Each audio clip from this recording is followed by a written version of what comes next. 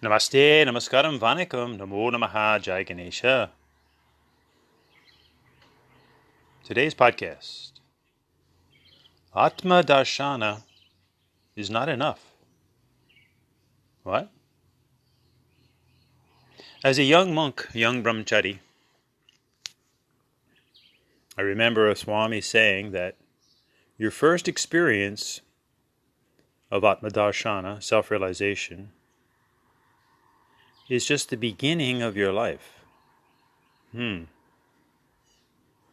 As Hindus, our goal is Atma Darshana Paramo Dharma.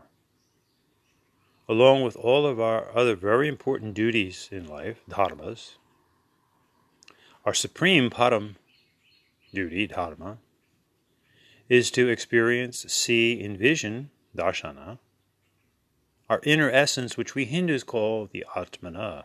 Atma Darshana Paramo Dharma. In general, people often refer to this as their soul, or spirit perhaps. But as Hindus, we use the word Atmana, for this inner essence is literally not the mana, not the mind, Atmana. And of course, not the body or the emotions. It's temporarily inhabiting this body, mind, and emotions, but will ultimately transcend them, certainly at physical death. And one may experience in various degrees this inner essence, this Atmana, throughout their life. In general, this is the very purpose of religion, from religio, to link or to bind back to one's inner spirit or soul. And the specific religions of the world provide the means for their devotees to do that. Now, as Hindus, we've chosen the Hindu yoga dharma. We're Hindus, and we do all the various yogas, karma yoga, bhakti yoga, raja yoga, jnana yoga, hatha yoga, mantra yoga, japa yoga, nada yoga, natha yoga, all stimulating this inner essence, kundalini yoga, and experiencing, seeing, darshana, feeling the Atmana. So what is this Atmana? We define it as Sat, Chit or Chid, Ananda. Sat, Chid, Sat, Chit, Ananda. Sat, pure existence, pure consciousness. Chid or Chit, pure light, the pure energy of light. Knowledge. And then this light becomes heat or warmth, which translates into being alive, actually, and the inner experience of love or bliss, ananda. This is the reality of life. This is the science of life. Pure consciousness, pure existence, out of the apparent no-thingness, prior to the Big Bang, if you will. Not nothing, but no-thingness, meaning it's subtle, subtle, subtle energies in the Big Bang, the explosion of creation, which is automatically pure energy, heat energy, sound energy, of course, bang, and light energy. So this Sat Chit Ananda fully scientifically describes creation itself. Pure consciousness, pure existence, emanating out into the pure energy, which we know can neither be created nor destroyed. It just continues on. Hence no creator. It is just creation. And then this pure energy becomes light energy and heat energy. And in the human body, that heat is translated into the emotion of love. Love is a warm experience, or bliss, ananda. Hence, Sat Chit Ananda. In a sense, love, light, and energy. Om, this are we, with emotions, mind, and body. Sat Chit Ananda, Sat Chit Ananda, Sat Chit Ananda Om. Love, light, and energy, Om, this are we, with emotions, mind, and body. Atmana. With a body, mind, and emotions. Deha, mana, bhavaha.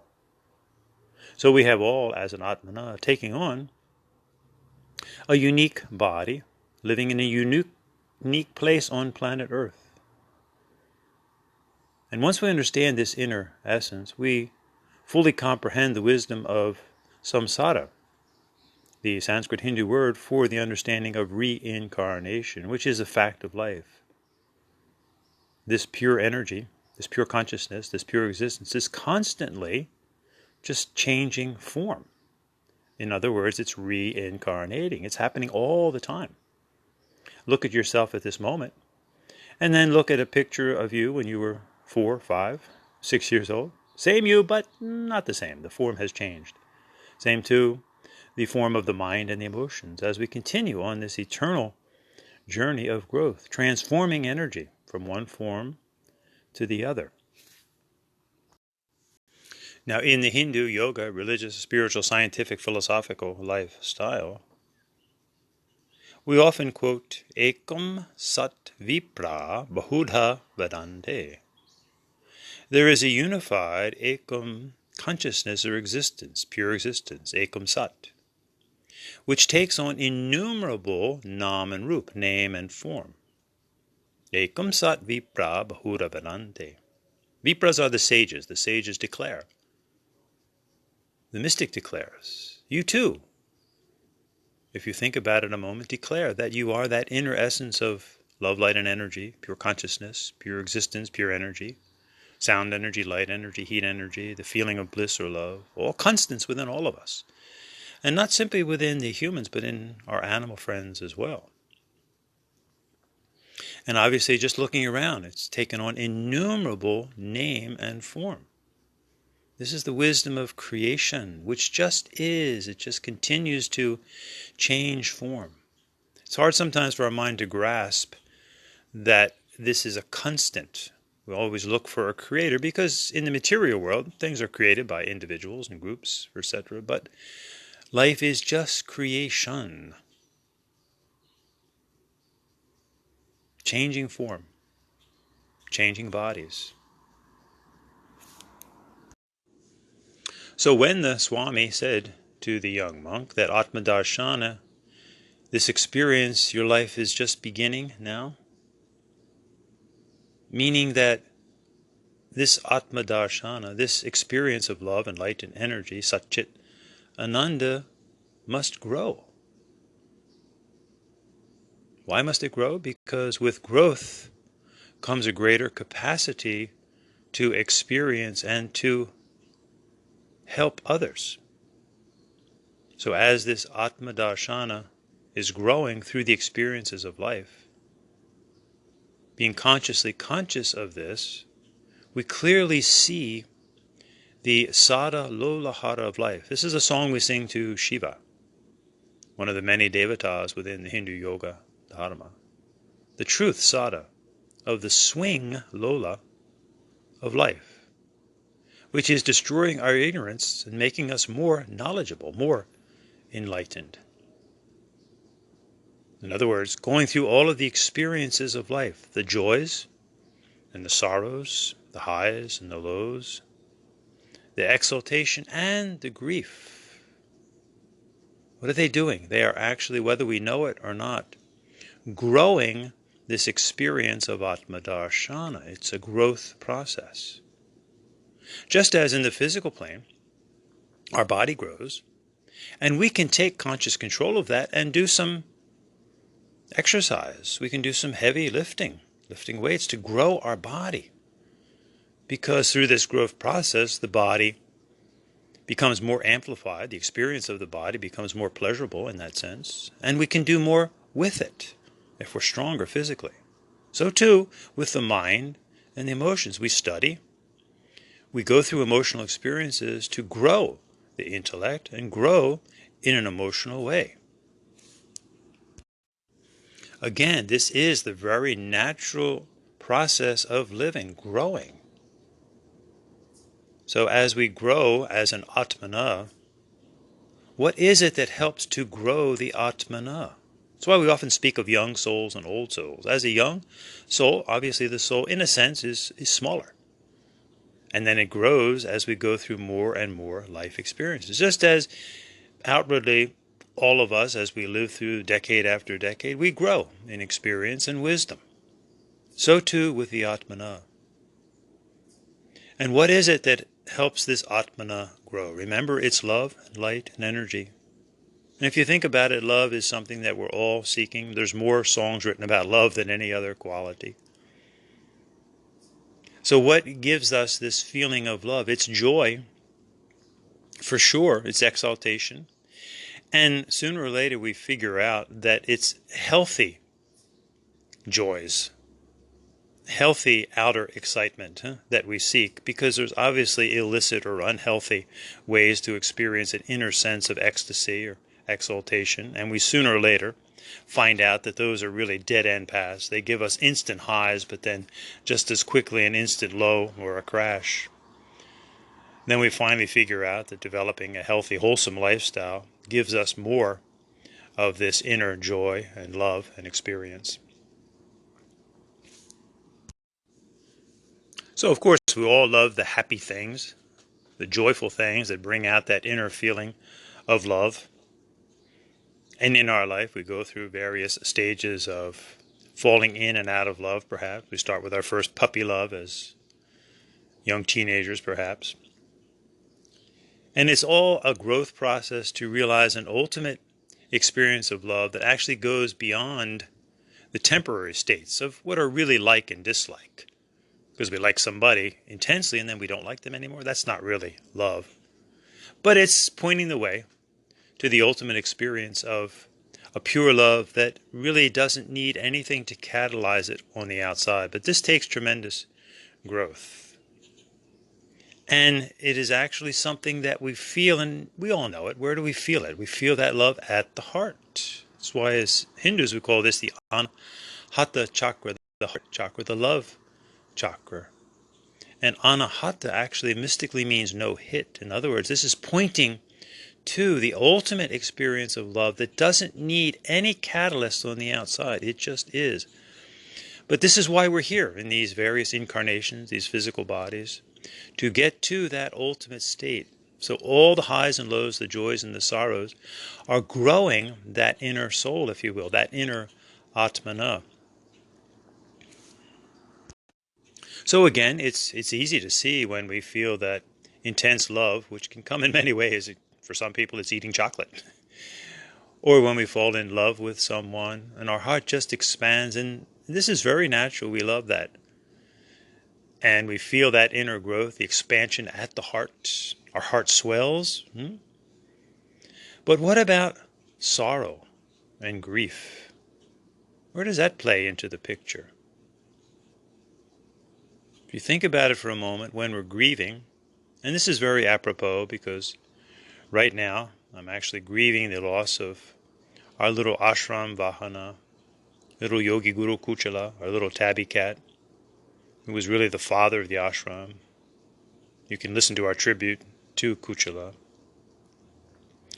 But think about it for a moment. We've all had various losses in life, depending on how old we are.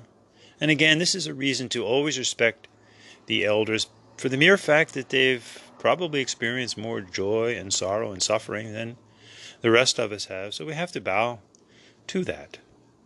So what is the suffering and the grief all about?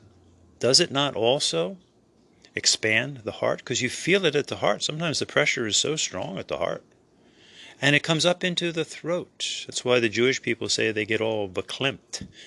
It comes right to the throat. Because that's purification. That's the Visuddha chakra. We're purifying ourselves. And then we cry tears of purification, bathing.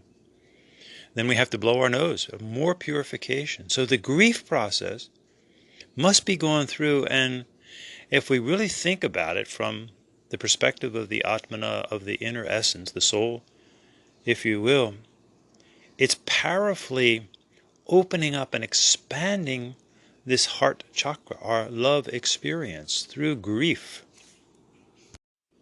So in grief, we often say the opposite of the joy of falling in love, when I have the expansive feeling at the heart. We often say we're heartbroken, but it's still affecting the heart because it's growing. It's growing these qualities of love and light and energy. It's from passion that we develop compassion and feel for others. And look how grief and sorrow brings people together. And especially those who have also gone through grief and sorrow. They know what it feels like, so they have compassion for you. They feel for you. So this growth process of grief is something to really be thankful for.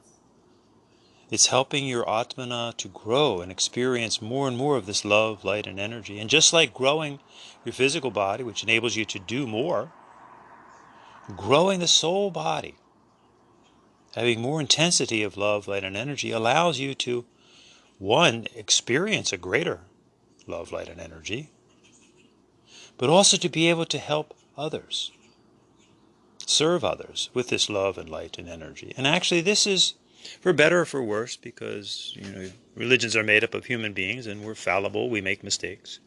For better or for worse, religion is about helping other people. Religions are famous for feeding people, helping the community out.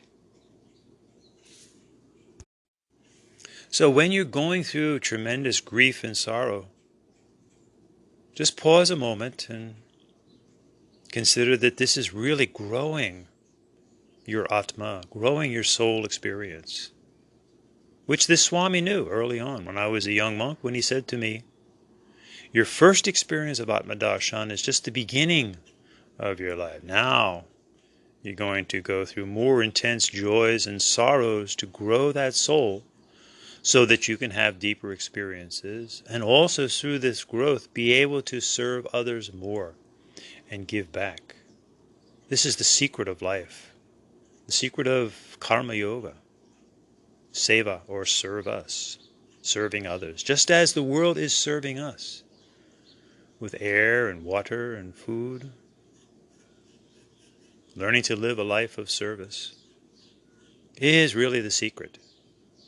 And think if we all serve each other, a beautiful sattva, a beautiful equilibrium, a beautiful balance. And we all know the opposite of that, in its extreme of selfishness, greediness.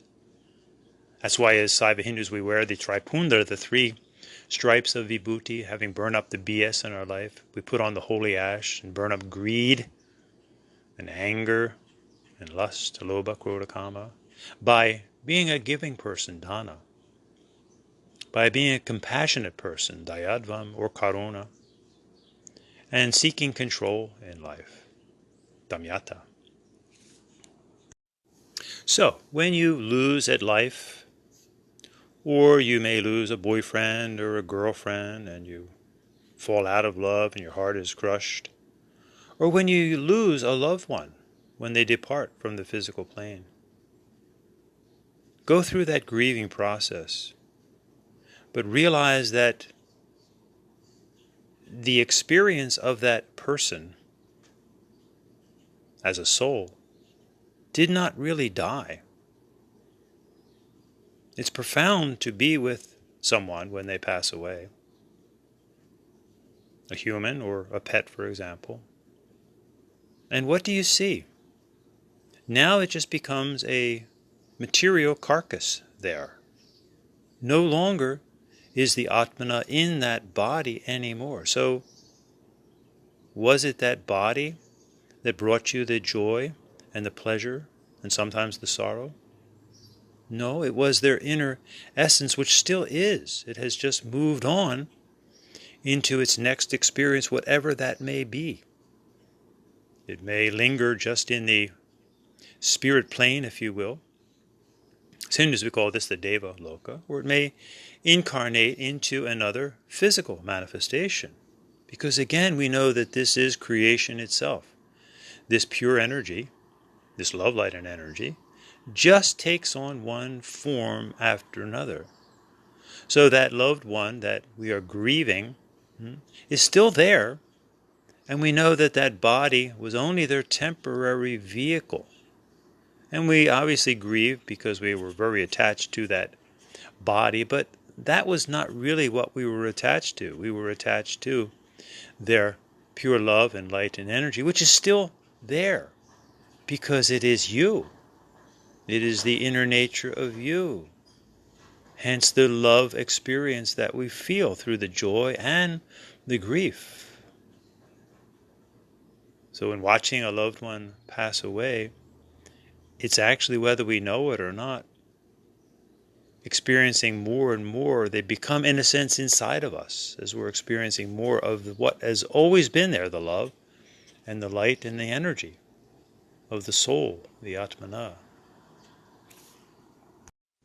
So while it's very natural to be attached to the outer form, realize that there's a greater purpose here.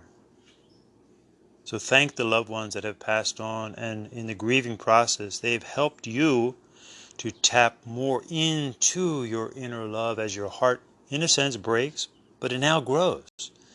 As it breaks, as it grows, it's just like developing the physical body. No pain, no success. So it is the pain of the workout, for example, that builds the muscles. It's the pain and the grief of the sorrow that's building the muscle, if you will, of the Atmana, making it larger and larger and larger, so that you can experience more of it and also use that to help others as they're going through life. And so we move on in this eternal nature of creation that just is. Ekam sat vipra bahura vedante. This unified consciousness, pure existence, the love, light, and energy, Satchitananda, that simply changes form after form after form.